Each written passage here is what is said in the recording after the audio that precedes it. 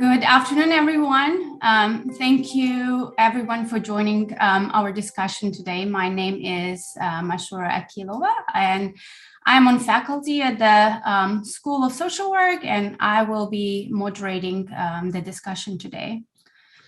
Over the past couple of weeks, we have been observing in disbelief Putin's invasion of Ukraine and the consequences of this war on the people of Ukraine, the region, and the world. And many have been trying to make sense of different aspects of this war, some trying to understand the hows and whys and how it impacts the world order and peace, with a lot of talk of returning to the Iron Wall that fell with the end of USSR.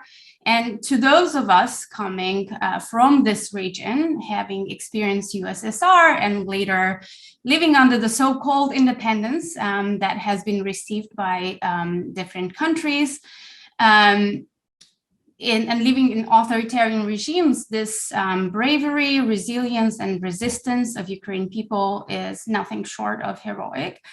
And lots of people have been talking about the threat of continuation of the war, the inability to reach ceasefire, disregard of international and humanitarian laws during conflict, and the threat of war's expansion to the region, as well as different narratives that we have been hearing that are propelled by carefully implemented propaganda that leaves many at loss in search of finding effective ways to end this war and suffering of millions of people. Nevertheless, having the privilege of safety and guided by social work and humanitarian values, many of us have been trying to understand what can we do to support, how to organize resources to address the human suffering, to remove the human suffering, and anticipating the response that will be required in currently and in years to come. And many discussions that we've been hearing have been focusing on understanding the politics, economics, behaviors behind the decisions that led to the war. But today we want to focus on people. We want to have space for conversation to provide a better understanding of what people in the country and those who are forced to seek protection elsewhere are going through, and explore some of the ways we as social workers and human beings can help and prepare to address some of the areas of need. Thank you to our panelists, amazing panelists, who have agreed to join us in such a short notice. We have wonderful colleagues with us who have personal experience, have family and friends in the country, have worked in the country, and who have been organizing and providing support to those who are affected. So we have Sofiya Pidzyraylo, who is graduating in May from our school with clinical field of practice focus. Sofiya has immigrated from Ukraine to US many years ago, but has most of her family in Ukraine currently. She's currently a medical social work intern at New York City Health and Hospitals, and is hoping to work with trauma survivors and refugees in future. We have Dr. Karolina Lukasiewicz, who is a Marie Skladowska-Curie Fellow at the Center of Migration Research in Poland. And she has been studying immigrant integration and poverty policies in urban contexts in European and American cities. Dr. Lukasiewicz has served also as a consultant for NGOs and centers supporting immigrant communities, including currently NYU Collaborative for New Immigrant Education. She's currently also located in Poland. We have Lyudmila Kim, a social work therapist and psychologist by background, who is currently leading the development of curricula and professional development program for educators and social work practitioners in Europe and Central Asia as part of the UNICEF and CSSW project. And she also is providing training and supervision to frontline workers, supporting families repatriated from war zones in Syria and Iraq, currently in Central Asia. We have Dawood Mayom, who is also graduating from CSSW this May with policy, from policy track. And Dawood is a displaced student from South Sudan and has a wealth of experience supporting refugees in Egypt in the last 10 years in different roles as social worker, advocate, team leader, program coordinator, and is currently an intern at UNHCR. So to start us off, I would like to ask those of you with direct knowledge of the situation to provide a brief overview of the situation based on your experience and expertise areas in terms of what is happening to people and what is response looking like. So if we can start off with you, Sofiya. Hi, thank you so much, Mashura. Thank you everyone for joining today. As an immigrant from Ukraine, I still call Ukraine my home. So it has been very difficult to watch what's happening, especially since most of my family is still in Ukraine and has decided to stay there. My aunt who lives in Kiev, yesterday just sent a video of a fighter jet being downed right over her apartment building. She goes every day to help soldiers, build the barricades, help as much as she can, and then comes back to sleep in a bunker. And that's the situation for a lot of people. One of my closest friends, her family is in Mariupol, which, as you know, yesterday the maternity hospital was bombed. And according to estimates by officials in Mariupol, nearly 1,300 civilians died. And so she can't get in contact with any of her family there for the 9th day. She doesn't know whether they're alive. She doesn't know if they're safe, if they have food. There's no electricity. So that is the situation that we're dealing with. Fortunately, in the western part of Ukraine, Lviv, Ternopil, a lot of the refugees are from the eastern part are going there, and then going into nearby countries, that being Poland being one of the biggest ones. And, watching this as someone in safety in New York has been very hard because you feel useless, not being able to help. What we have been doing as a community here in New York City is going to rallies nearly every day. And we've been gathering donations, spreading awareness as much as we can about the situation. And that is as much as we can do right now from the ground. But that is all I have to say right now. Thank you. Thank you so much, Sofiya. Indeed, we have been feeling that hopelessness, many of us who have any connections there directly, and those who don't. And as people who are at the front lines generally, this is the concern that all of us have. So Lyudmila, maybe you can go next, because I know you have colleagues there, and we have been talking a lot about this amazing organizing within the Ukraine, and maybe you can share some of the stories and examples. Sure, Mashura. Thank you. Hi, everyone, and thank you for joining this webinar to support people in Ukraine. Coming from post-Soviet country, of course, I have friends and close friends and colleagues in Ukraine, and since the very beginning of the war, so I was in contact with them, and specifically with my very close friend in Zhytomyr and with my colleagues and friends in Kiev. And thinking about, like today, like what message I would like to convey maybe on this webinar. So I decided to share with you a story of my friend who is now in Zhytomyr. So from the very beginning, we organized a chat in Telegram, and we were chatting all the time and sometimes all day long, just sharing information. And she's sending us some pictures, but also some stories. So, and I just saw that maybe will, say more about what's going on there on the ground.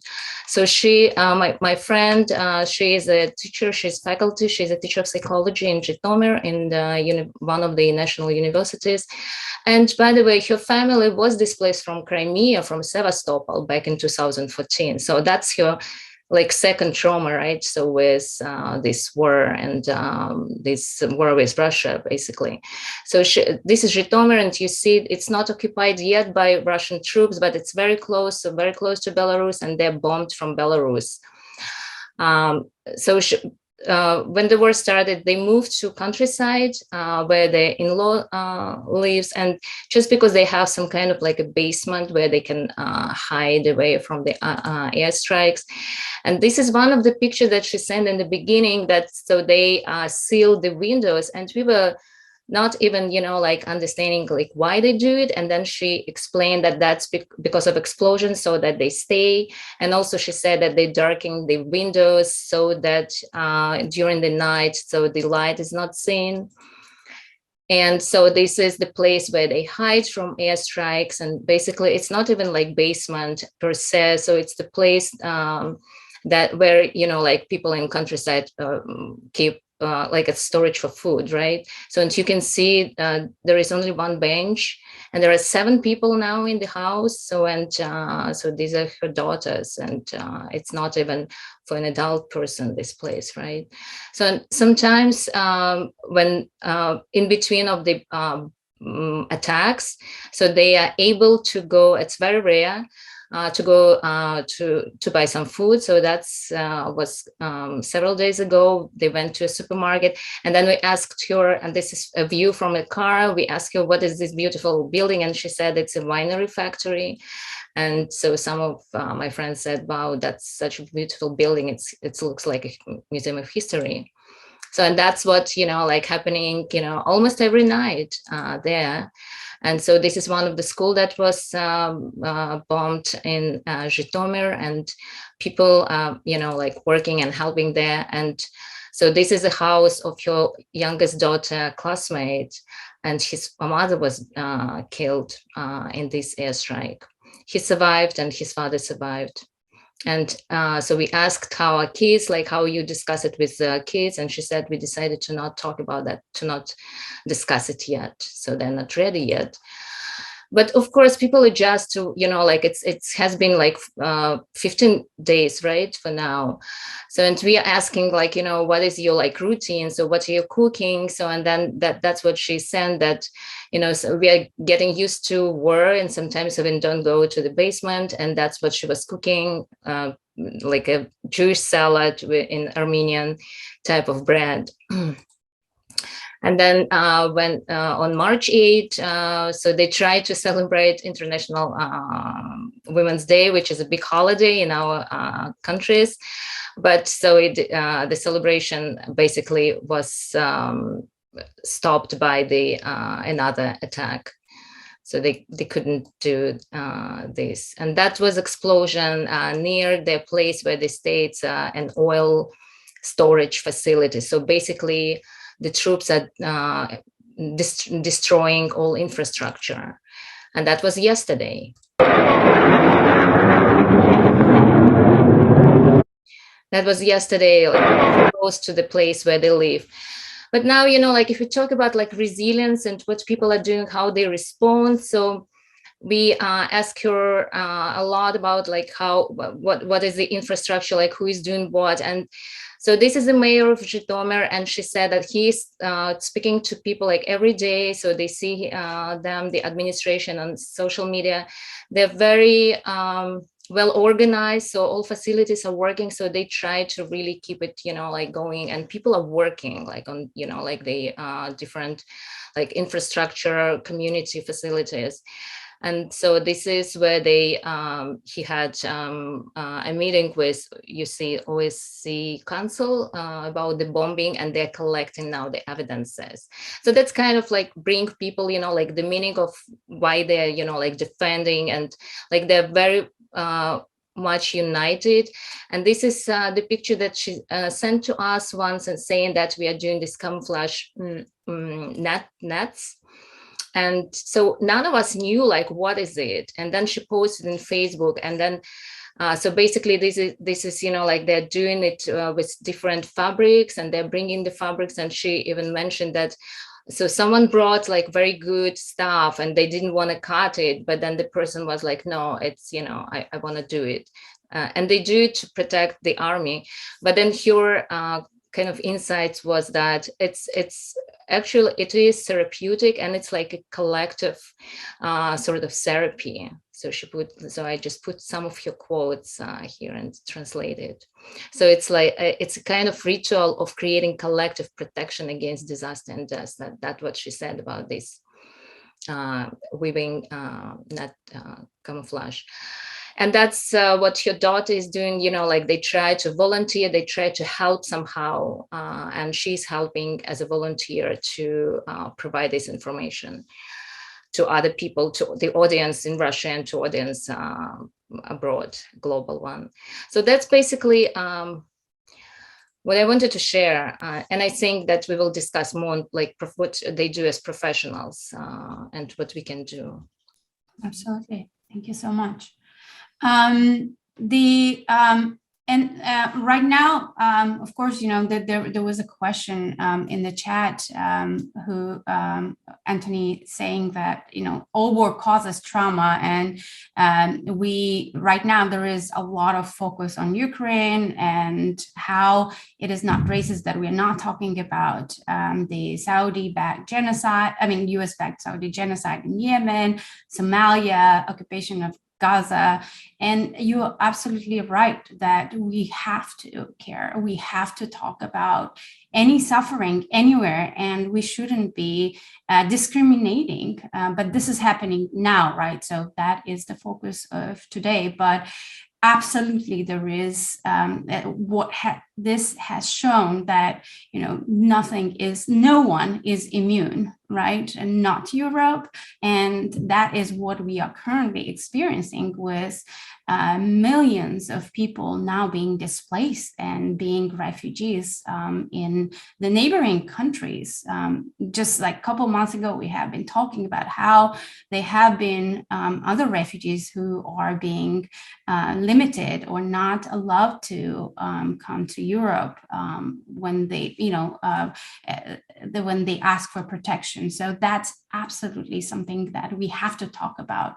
And thank you for raising this question. So maybe Karolina, you can talk a little bit specifically about what is happening in the neighboring countries in the response to displaced persons. Yes, thank you. This is exactly what I. So this is actually from today, a map of UNHCR presenting the situation of people who are fleeing Ukraine. And as you can see from the size of the circles, the vast majority of people currently fleeing war in Ukraine are arriving to Poland.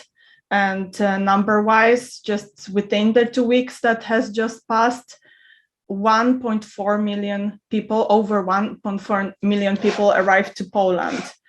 And so this is a number that is unprecedented in the post-war history in Europe. There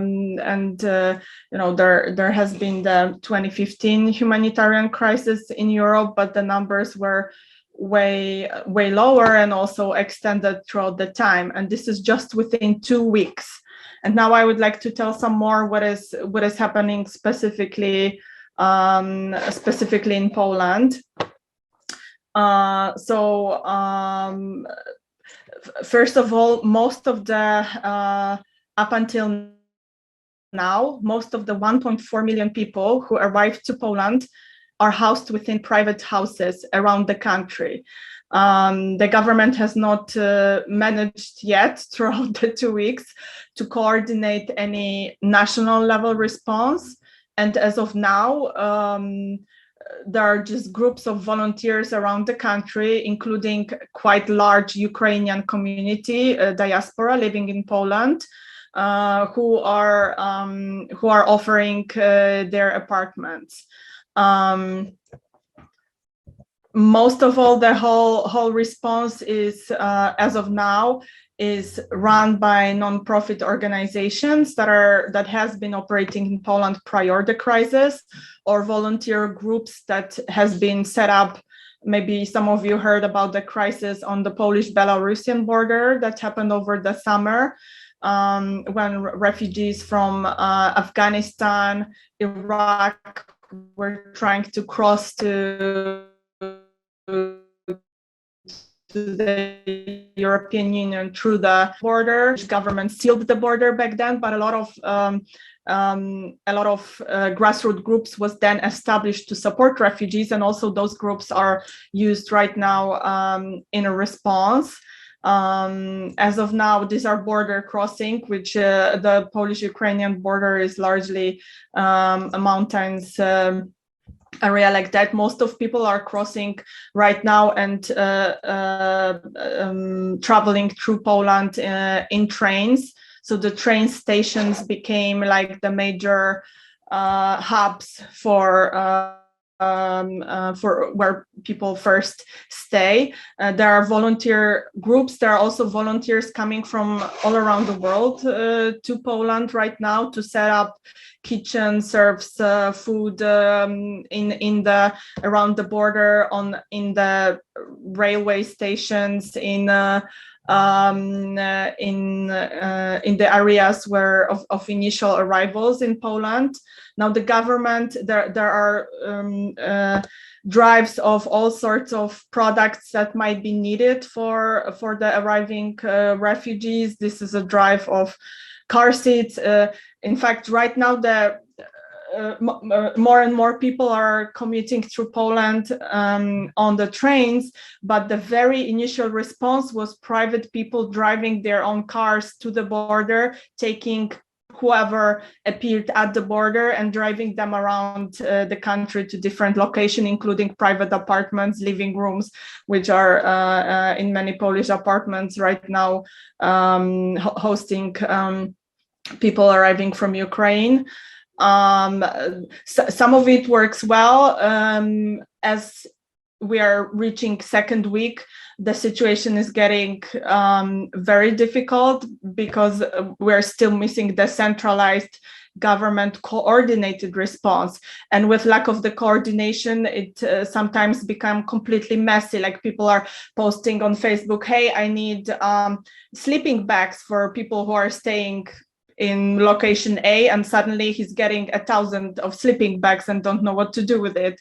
So it's the bags, and this is actually a train station in my hometown Kraków, which is like a very fancy, modern, opened a couple of years ago, and now it turned into a place where people are actually sleeping, including children. The local administration is trying to respond. Local administration is more responsive at this point than the central government. So they are trying to arrange different places, but not everybody.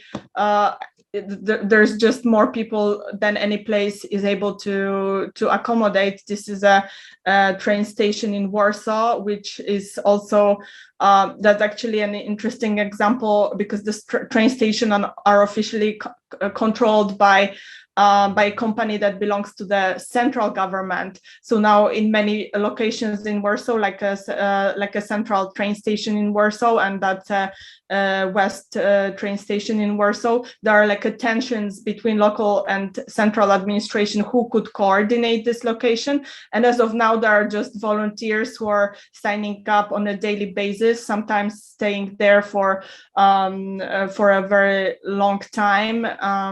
And getting completely exhausted, overworked.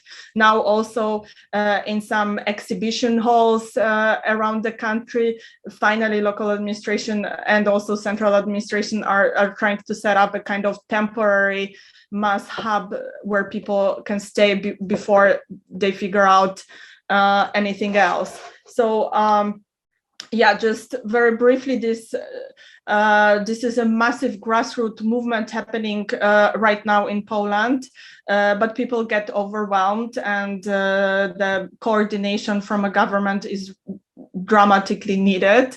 UNHCR is stepping in. They set up a plan. They're bringing in money and establishing a plan in which local nonprofit organizations apply for funding and can run different programs, because a lot of assistance is needed in as well. I mean, in the immediate emergency response, but also in a long-term perspective. Many people are expected to stay in Poland because of a large Ukrainian diaspora living in Poland.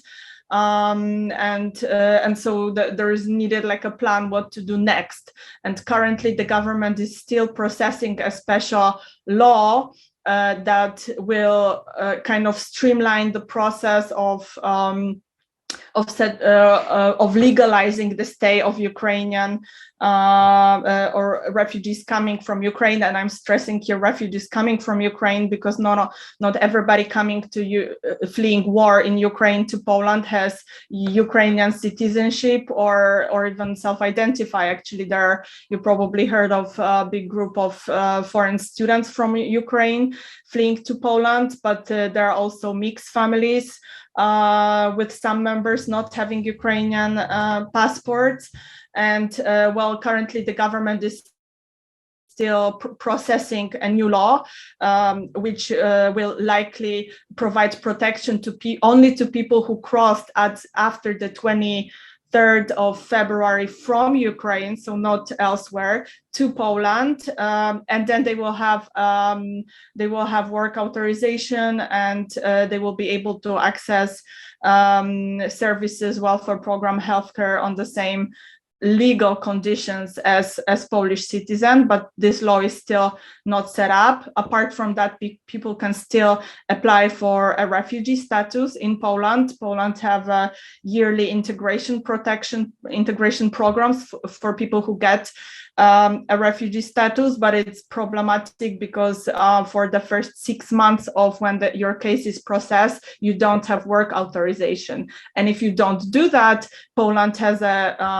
already prior to COVID, prior to the war, Poland has an agreement with Ukraine where Ukrainian citizens can come to Poland and work without a visa.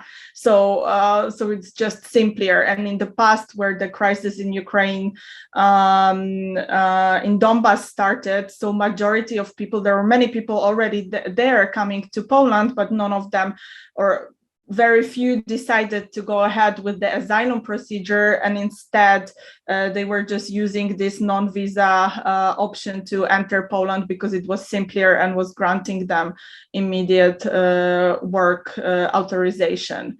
So we'll still see how it's going to unfold, but the situation is very complicated. The volunteers are getting exhausted. You can imagine that people who are staying or being hosted in private apartments, I mean, it's not sustainable in any way for anybody. So now that in some cases it's been already 2 weeks, people are looking for alternatives, and most of all, coordination on the side of the central government is what is still missing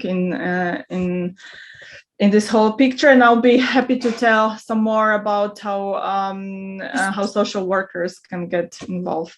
Yeah. Karolina, maybe before we go to that second question, you can briefly answer John's question here, if immigration status to Poland will allow access to Europe once they are in Poland? Yeah, so right now it's as of now we're like in a complete gray zone. So in general, Poland, Polish-Germany border, for example, there are no border crossings there. It's a Schengen zone, which is no border zone. So like technically you can cross anywhere within the EU that you want. Like, can you legally do that? That's a different story, and it's pretty complex. European Union has a kind of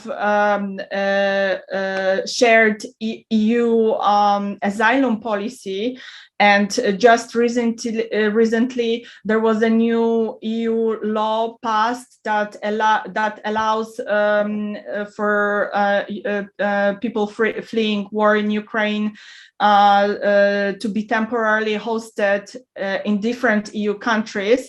But this law is just kind of theoretical. It has to be incorporated into the legal system of every country, which has not happened yet in Poland, for instance. So perhaps today or tomorrow, well, today, no, maybe tomorrow or at the beginning of the next week, Poland should pass this new special law that will regulate it for Poland. And this is something that other EU countries has to do as well. So we're right now in a kind of gray legal zone. Yeah, thank you so much. I mean, like, you know, the stories that you're sharing, of course, shows like the importance of those who are there, right? Like, who are the first responders, the communities, yes, the people themselves, the neighboring countries, and the need for this centralized service and response, both from the global community as well as like the country, and then, you know, those who are working on in different fields.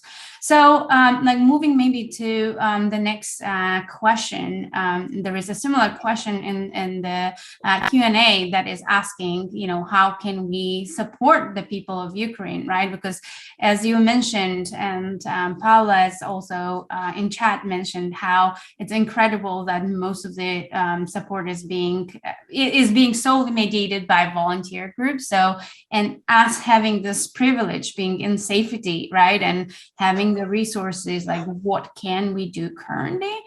So if you could talk, maybe like we'll start with you, Dawood, given your experience supporting the refugees as well.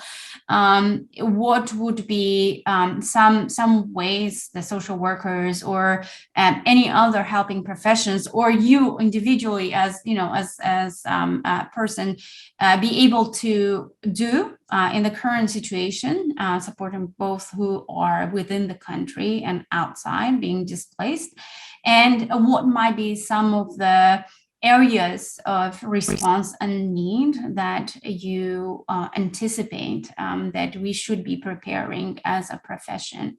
So if we can go with Dawood, and then like Lyudmila, if you can respond after. Thank you, Dr. Mashira. Can you hear me? Yeah. Mm-hmm. I thought I may start with a couple of personal observations and then end up talking about what we can do as social worker collectively and as other people as well. So firstly, let me also offer my condolences to the Ukrainian people, especially families who lost their family member or their fellow citizens. As you may see, I'm not from Ukraine, but I'm sharing similar suffering. I went through a similar situation years before. And from there, I can also see what is going on and then provide some of personal observation. And I want to start this with this question, just to reflect us, to think and reflect on it. Will the current war in Ukraine result in the world's largest refugees and displacement crisis, resulting in the greatest human suffering? Just think about that question. And I asked this question why, because I spent 2 decades as refugees and IDPs in displaced setting, 10 years in my home country, another 10 years in Middle East. And I never in my life seen international crisis where displaced folks and human suffering is increasing dramatically, as we are seeing right now what is going on in Europe and in Ukraine. It's projected by the UNHCR and other organizations, the displaced or people who are displaced might reach 5 million by the end of the month. This is another big major problems. It's going to happen in Europe and different places as well. And I'm saying this because of different what we've seen in last 10 years. Firstly, this is just the second week. You have 2 million people fleeing from Ukraine to different neighboring countries. And if you see this is only 2 million, but if you compare what is going on right now to just what happened in Syria a few years ago, Syria has reached 1 million people fleeing their home country in the first 3 months after the war, just 3 months, and then they reached 1 million.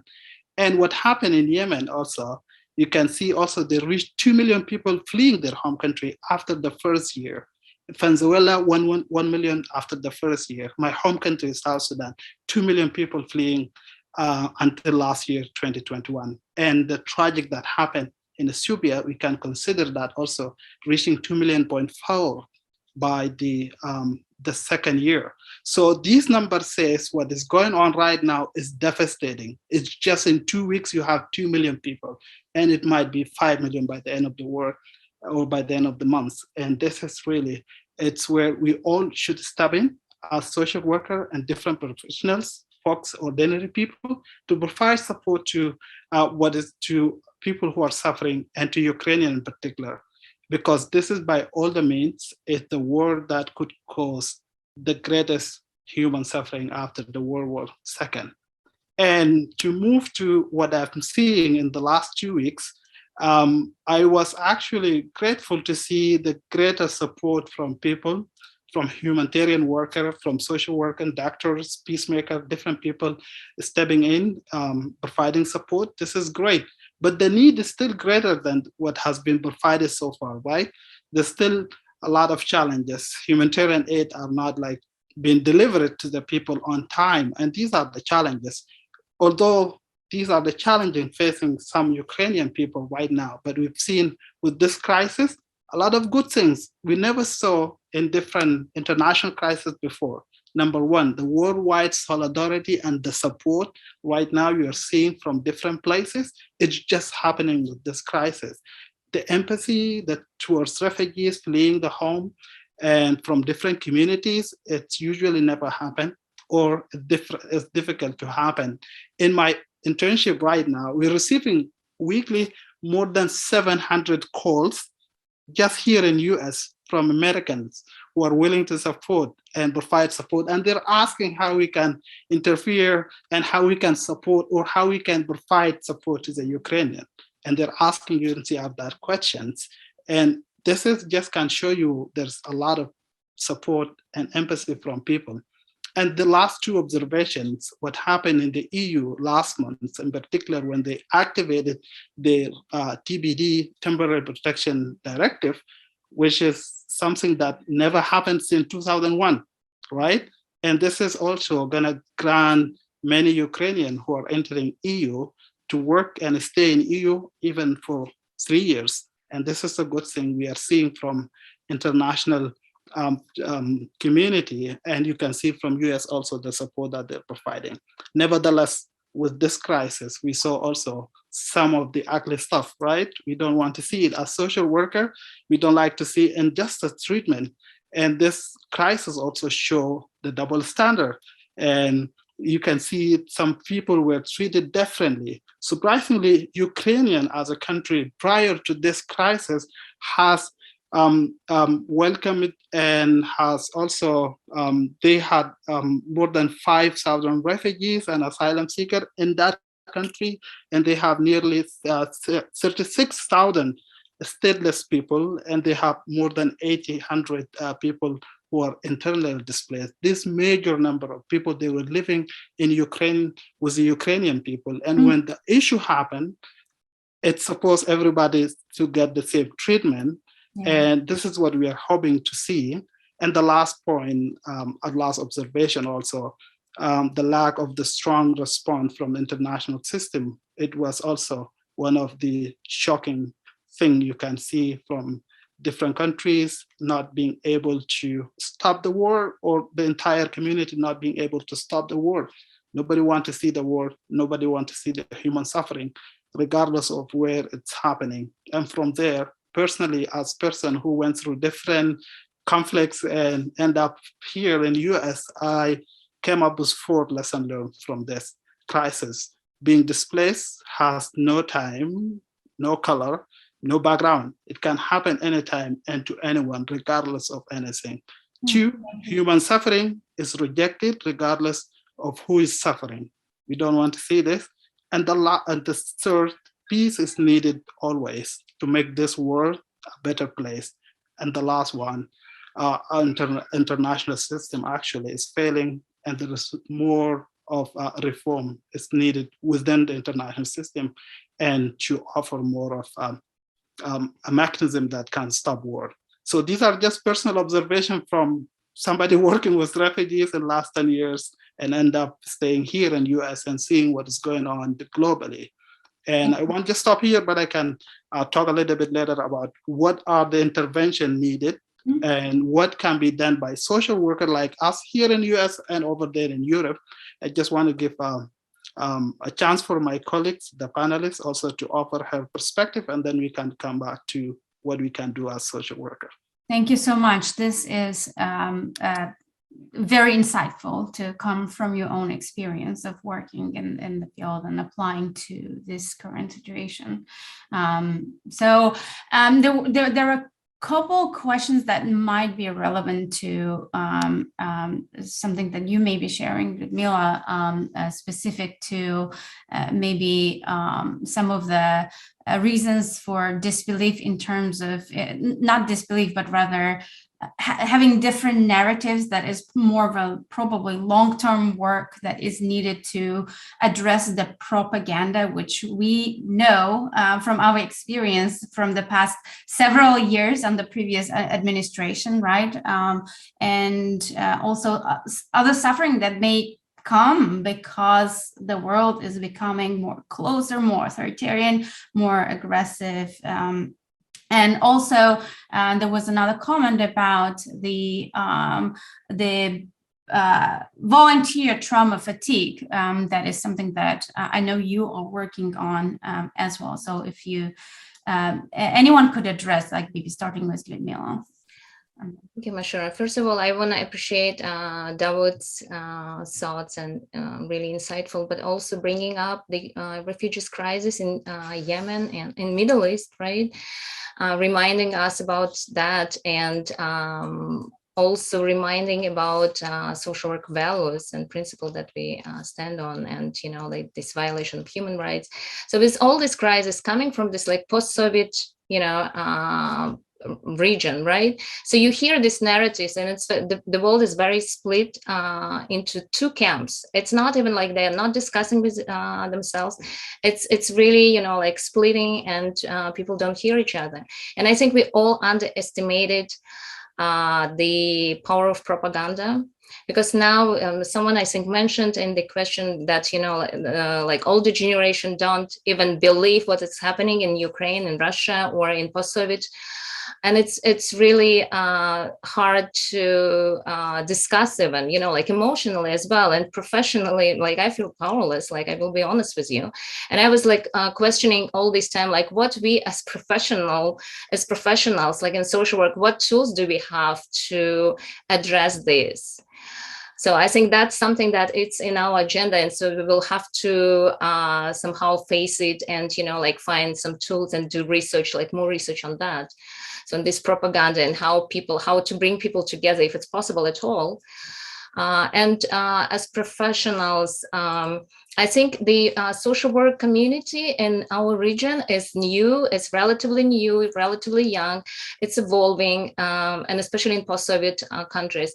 But it's a good moment to maybe unite this professional community, especially now when we have, like this ability to do like So, and I think that's a good moment to really use this and to unite professional community and like on different levels, you know, like on the level of direct practice, providing these trauma-informed direct services, psychosocial and so on, mental health, but also on the level of, you know, like advocacy. So what we do to advocate and doing like things on macro level as well. So I think that's something that we as professional community need to think about to move further. I don't know, Mashura, if I miss any other questions. Thank you. No, I think one of the things that I know that we have been doing is like supporting the social workers who might be in similar situation. Like, for instance, like I mentioned this project where like social workers in Kazakhstan went through very traumatic experience in January. And that was, you know, one of the ways to provide that support, especially to maybe social workers or other helping professionals who have not yet have the proper system set to address this professional trauma, especially if we're talking about volunteers as well, right? Where they don't have access to supervision or other, you know, support. So, you know, as social workers here, there is plenty of opportunities. I think that we can engage in and provide, you know, our time and support to colleagues. If you know, as one of the ways to support those who are on the ground. Karolina and Sofiya, do you have any thoughts as well? Yes. So, like, first of all, in terms of what can social workers do, so my well, from my perspective, like right now, I think that people can do in the United States that social workers can get engaged in is most of all advocacy, and more specifically advocacy to grant ESTA-based parole for refugees fleeing Ukraine. This is critically important. There are many people in Poland, for example, currently who fled Ukraine, who have relatives in the United States, but they are unable to join them unless this is like a direct relative. Like right now in my apartment in Poland, there's staying a person who fled Ukraine with 2 little children. She has indirect far family living actually in Pennsylvania, and they're okay with bringing her in, but there is no legal framework to do that quickly.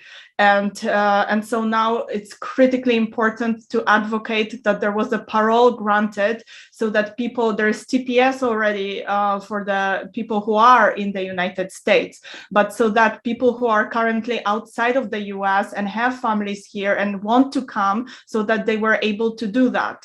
And otherwise, there are like different tricks that people are using, but it should be like a simple legal framework. And this is something that the parole system does, and more specifically, people in most of the countries in Europe have all they have to do is register through ESTA online system, and that gives them a right then to board on the plane and fly to the United States. And so what we are advocating right now is that this system be open for people fleeing Ukraine who are, for example, in Poland, so that they could do that. This is like, I could talk more about burnout of the people on the ground, asylees, serving asylees and so on. But if we just focus on the situation of the nearly 2 million refugees in Poland, so like critically, please give the right for at least some of them to rejoin with their families or friends in the United States and apply for protection here. Actually, I can maybe also like there is a good article. I don't know if everyone can see this. If I will paste it, but there is a good article explaining the parole system and how it can work for people from fleeing Ukraine.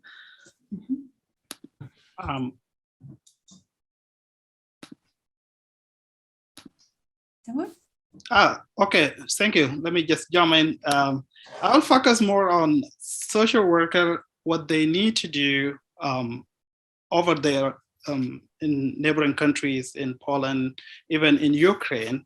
Maybe that is the greatest need are and where they are needed the most. And what we can do also as social work who are here in US, social worker respond during the crisis, or what we call the layer of intervention, should be like guided by our values and principles of our professions, and also should minimize the distress that currently folks are facing and increase the resilience, because that is the one thing that will help them a lot to start the new life where they are right now. So we should like first focus on the first intervention, make sure always ensure basic needs are met. We saw in news, some folks, they were still lacking food, making sure there's a food, there's shelter, there's health care access, and the clothing are available for them. And this is a part of our job or our work as social work to advocate and make sure those who are fleeing in particular and arriving in different new places, they have that luxury of accessing those basic needs. And the second thing we can do, especially social work in Europe, it's focusing more on level 2 of interventions to mobilize the communities or their local communities to provide support to the family and family reunion, those who lost their family members or their family members are in different places, how they can connect them and aid the communication between them, and also how they can focus on the other group of those vulnerable, like kids, how you can ensure them going to school and having a place to help them not like to live with this trauma or what happened to them while they're crossing the street or crossing whatever the road and going to the Europe. So we need a place for kids to get more support as well. And also to get the parent and the other people are right to employment immediately or work, because at the end of the day, this could last for a long time, right? And you may still thinking about, you lost your job in Ukraine, now you're in a new place. You need a support in that new place, people to help you access employment and to support your family as part of building resilience. And the level 3 and level 4, I think these are the critical level for us as social worker. Level 3 is to provide non-specialized intervention in terms of psychosocial support and mental health to be available, starting with psychological first aid, as those who are just fleeing and coming to the new place, to be available to provide this kind of psychosocial support to them, and to help those who went through the trauma and traumatic event they saw in their home country. I myself went through this, and the person who helped me to build my resilience and be strong enough, it was a social worker, I remember 20 years ago. And from there, I built my resilience. And from there, I decided to be a social worker. And I think we should provide non-specialized psychosocial and mental health, and the layer 4, which is specialized mental health from the specialists, psychologists, and psychiatric as well, to step in and providing mental health to those who already having mental health before they flee their country, and now they're needing this kind of intervention, which is level of one-on-one support to those who are in need. Because what we are seeing right now during the war, social work is very valuable professional, and people always needing somebody to hear them and somebody to provide and listen to them and provide them as a support. And that can be our job, to be a voice of voiceless folks. Thank you. Thank you so much, Dawood. We have a couple minutes left until the end. So I don't know if Sofiya, you have anything to add to this, or did we? Yeah, no, all of this has been, great to hear. I would also say that some of the families who are here who have family in Ukraine, I think are going through a lot of fatigue, so a lot of stress every day, just kind of not knowing what's going on, how to deal with that. I think providing support for that, I think, maybe a lot of the friends who are non-Ukrainians are not capable of readily providing that support, because, there's a lot of fatigue going on, trauma fatigue. And I think Colombia has great services, great counseling services that can focus on that as well, providing maybe free counseling services for the families in need in New York and the US as well. Yeah. Thank you, Sofiya. Anything to add, Lyudmila? And just to add, and stay interested and provide support in any form you can. If you can donate, so then do it. There are numerous ways how to do it. You probably know that, like for instance, Western Union is not charging any fees. Like you can send money directly to Ukraine without any fees. And also, I think it's important in social networks to express your support somehow, even if you put a flag or like some hashtags, because I know from my friends in Ukraine that it's really matter if they hear someone's voices that people care. And in some places, it matters because the only source of news they have is the propaganda news. So sometimes even just talking about this from other perspectives, sharing it makes a difference. Not saying that it's easy to change, the minds that are affected by propaganda, but any little thing matters. So I think you are here today. It shows, that you care, that you're interested. Thank you for this. And I think just like as an earlier comment mentioned, we do need to care. And that's what happens when we don't care, when we forget, when we care about something that is only related to us. And something that is happening elsewhere, that is not related to us, right? That we tend to forget quickly. And as social workers, we just don't have the right. And as people who have the privilege to be in safety and security and having the resources, we don't have the right not to care about the human suffering. So hopefully this conversation was helpful in providing some background. Of course, not enough time, but sharing these insights from different perspectives of what might be going on, hopefully will give you some, ideas in terms of, what you can do, how you can use yourself and the resources that you have. We really thank you all so much, especially our panelists. Thank you so much for being here. Like, we know that how much stress you are undergoing right now, but being social workers, I think it matters to have this conversation. Really appreciate everyone being here. Thank you. And we'll see how we can follow up, but definitely this shouldn't be the only event, and we'll continue the conversation. Take care, everyone. Be safe, and thank you for joining us.